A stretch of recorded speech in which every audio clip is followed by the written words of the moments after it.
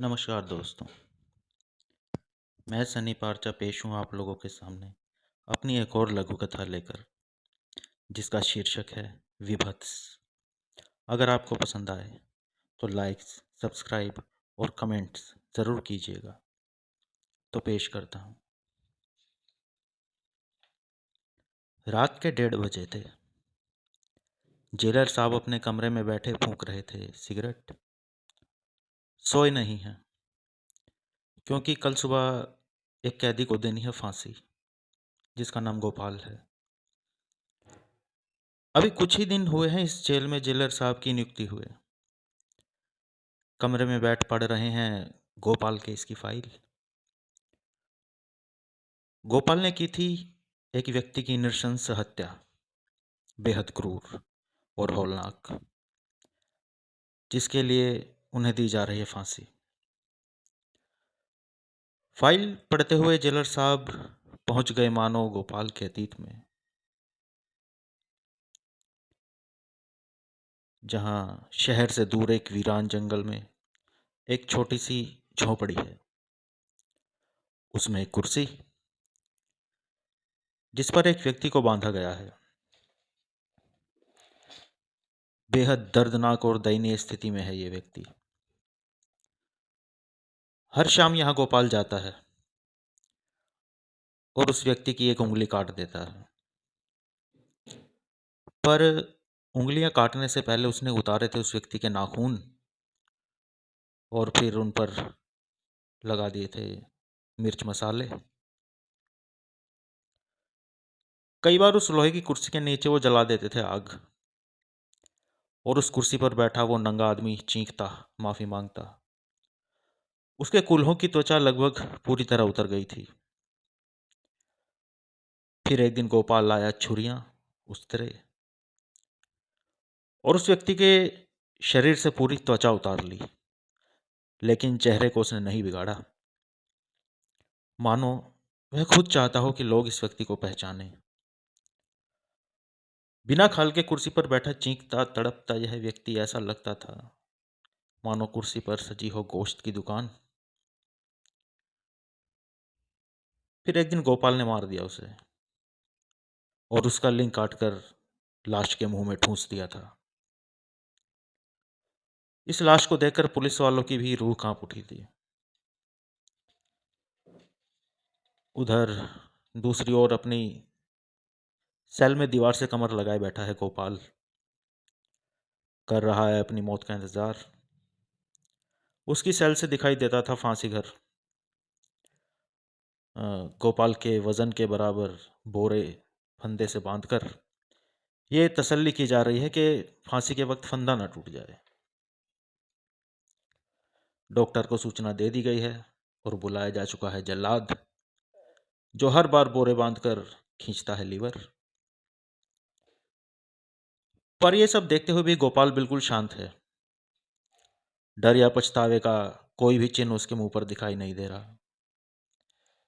दीवारें देखते हुए मानो उसका सूक्ष्म शरीर उसकी देह से बाहर आ गया और चला गया अपने अतीत में।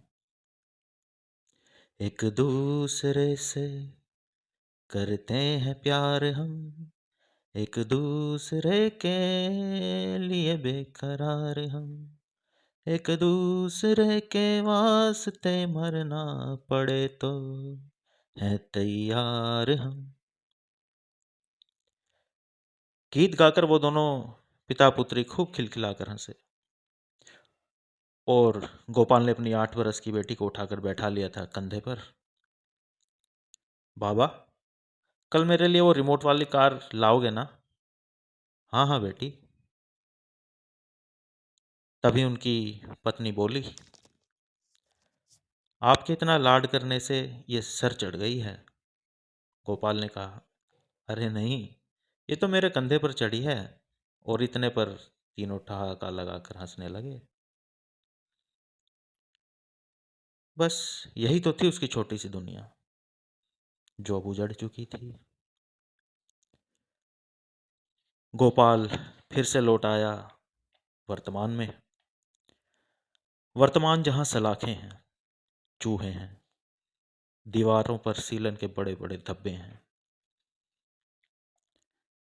दीवार से कमर लगाए बैठा वह करने लगा जाप भगवान के नाम का।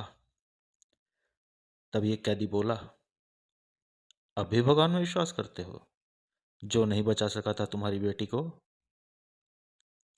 गोपाल मुस्कुराकर बोला, हाँ, अब भी करता हूं विश्वास, क्योंकि उसने मेरे मकसद में मुझे कामयाब किया। तुमने हदीस पढ़ी है कभी? उसमें साफ लिखा है कि ईश्वर ने तुम्हें कयामत तक मन मर्जी करने के लिए आज़ाद छोड़ दिया है, और हिसाब हिसाब इसी बात का होगा कि किसने इस आज़ादी का कैसा इस्तेमाल किया। सरेआम चौक चौराहों पर औरतों को छेड़ा जाता है, मारा पीटा जाता है, और समाज समाज इसे चुपचाप खड़ा मदारी के खेल की तरह देखता है। औरत की रक्षा करना सबसे पहले समाज का दायित्व है। जब ये नपुंसक समाज नहीं बचा सकता एक नारी के सम्मान को, तो उस नामर्द समाज को कोई हक नहीं है ईश्वर पर उंगली उठाने का, और फिर बलात्कार पर छाती पीट पीट कर ईश्वर के अस्तित्व को चुनौती देने का। जब सड़क पर खड़ी भीड़ ही उस औरत की रक्षा नहीं करती, तो वो क्यों उम्मीद रखते हैं कि आसमान पर बैठा भगवान मदद करेगा? ईश्वर ने तुम्हें इंसानियत दी है ताकि तुम्हारा दिल पिघले और इन घिनौने अपराधियों से तुम औरत की रक्षा करो, पर तुम्हारे अंदर का इंसान मर गया है, खून ठंडा पड़ चुका है, और तुम बन चुके हो लाश। मर चुका है तुम्हारे अंदर का इंसान, और इसीलिए अपने दायित्वों को यह मुर्दा समाज ईश्वर के कंधों पर लाद देना चाहता है। गोपाल ने उस नास्तिक कैदी को 1 मिनट में ठंडा कर दिया था। इधर जेलर साहब ने खोली एक दूसरी फाइल, जो एक नाबालिग बलात्कारी की थी। बालिग होने में उसे 1 महीना ही बाकी था। उसने अपने बयान में कहा कि वो गांजे के नशे में था। जब उसने एक लंबी चौड़ी लड़की को बेहद छोटे कपड़ों में देखा, उसके गोरे रंग और अंग प्रत्यंगों को देखकर उसके अंदर के कुत्सित इरादे जाग उठे। उसे कुछ भी करके अपनी हवस मिटानी थी, पर इस लड़की के रिष्ट पुष्ट डील को वह काबू नहीं कर सकता था। इसीलिए उसने चुना एक सॉफ्ट टारगेट, एक 8 साल की बच्ची। जेलर ने पढ़ा कि बहुत मुश्किल से उस बच्ची की जान बच पाई थी। बलात्कार के बाद उस बच्ची की योनि में उसने भर दी थी मिर्ची। उसके अंदर से निकले गुटखे के पैकेट, सिगरेट के फिल्टर। बच्ची की छाती पर उसने जलती सिगरेट से लिख दिए थे कुछ बेहद गंदे शब्द।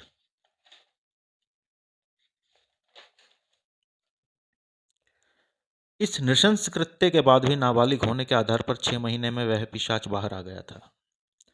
हत्या का मुकदमा बना नहीं, क्योंकि बच्ची बच गई थी। इधर गोपाल की सेल में कुछ लोग आए उसके लिए खाना लेकर। उसने एक कागज कलम की मांग की और एक पत्र लिखा उसी जज के नाम जिसने उसे फांसी की सजा सुनाई थी, और उसने कहा कि जब उसे फांसी दे दी जाए तो यह पत्र जज साहब को दे दिया जाए। पत्र लिखने के बाद गोपाल को कराया गया स्नान, पहनाए गए नए वस्त्र, चेहरा ढका गया, और फंदा गले में डालकर जल्लाद ने खींच दिया लीवर। एक शोर सा हुआ और लटका रह गया निष्प्राण गोपाल। फांसी को लगभग 1 सप्ताह बीत चुका था, और एक दिन जज साहब को याद आया कि उन्हें दिया गया था गोपाल द्वारा लिखा एक पत्र, जिसे अभी तक व्यस्तता के कारण वो नहीं पढ़ पाए हैं। आज उस पत्र को जज साहब ने खोलकर पढ़ना शुरू किया, जो इस प्रकार था।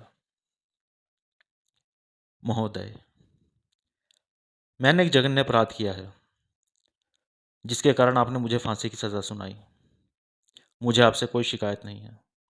आपने अपना फर्ज निभाया, और मैंने एक पिता होने के कारण अपना दायित्व। मैं जानता था कि आपका कानून, आपका संविधान मुझे इंसाफ नहीं दे पाएगा, क्योंकि मेरी बेटी का बलात्कारी नाबालिग था। मेरी बेटी एक जिंदा लाश बन चुकी है। सिर्फ उसका नहीं, उसकी अंतरात्मा और उसके बचपन का भी बलात्कार कर दिया गया है। मेरा आपकी न्याय व्यवस्था से भरोसा उठ चुका है, इसलिए कानून मैंने अपने हाथों में लिया। लेकिन अपने दिल पर हाथ रखकर सोचिए कि क्या यह वाकई न्याय था? आखिर कब तक बलात्कार जैसे जघन्य अपराध को तोला जाएगा अपराधी की आयु से, और पीड़ित के परिवार को दी जाएगी मुआवजे की भीख? क्या वो अपराधी समाज में खुला घूमने लायक था? और आपके घटिया संविधान ने स्थापित किया नाबालिगों के लिए एक उदाहरण कि नाबालिग अवस्था में करो बलात्कार और साल भर में छूट जाओ बाल सुधार गृह से।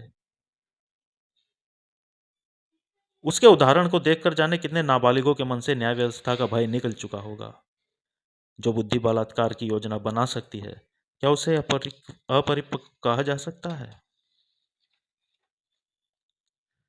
एक कानून बनना चाहिए कि बलात्कारी को नाबालिग न समझा जाए, बलात्कार करते ही उसे बालिग मान लिया जाए। बलात्कार की सजा मौत हो और उसका तरीका भी फांसी से कहीं ज्यादा भयानक होना चाहिए। मान लो यदि वह बालिग होता तो भी यह ढीला संविधान उसे क्या सजा देता? ज्यादा से ज्यादा 10-12 साल का कारावास, वो भी सिर्फ बलात्कार के लिए। लेकिन बलात्कार के बाद जो आत्मा शांति और अस्तित्व की हत्या होती है, उस हत्या की सजा कौन देगा? अजीब बात है ना। शरीर की मृत्यु पर फांसी दी जाती है और अंतरात्मा की हत्या पर सिर्फ कुछ बरस का कारावास। मैं आईने के सामने जाता था तो धिक्कारता था स्वयं को। नहीं देखा जाता था अपना मुंह। लेकिन उस अपराधी को दंड देकर मैं उस दिन गर्व से गया आईने के सामने, और उस दिन दर्पण में जो मेरा प्रतिबिंब था उसने नहीं थूका मेरे चेहरे पर। उस दिन मेरे प्रतिबिंब ने मेरा विजय तिलक किया। बलात्कारी ने उसका सिर्फ बलात्कार नहीं किया था, बल्कि मेरे छोटे से परिवार के हर सदस्य की हत्या भी कर दी थी। हम सब जिंदा लाश बन चुके थे। या तो इस कानून और संविधान को बदल दिया जाए, वरना एक दिन आएगा जब ताले लग जाएंगे न्यायालयों पर और लोग मेरी तरह हर बाप और हर भाई छीनने लगेगा अपने हिस्से का इंसाफ। यह पत्र यदि मैं आपको पहले देता तो आपको लगता कि मैं दे रहा हूं स्पष्टीकरण, और चाहता हूं थोड़ी सी संवेदना और दया। इसलिए मैंने ये पत्र मेरी फांसी के बाद आपको देने को कहा। मैंने जो किया उसका मुझे कोई पछतावा नहीं है। हाँ, गर्व अवश्य है। और मेरी अंतिम इच्छा केवल इतनी ही है कि मेरी बेटी को मेरी तरफ से एक रिमोट वाली कार दे दी जाए।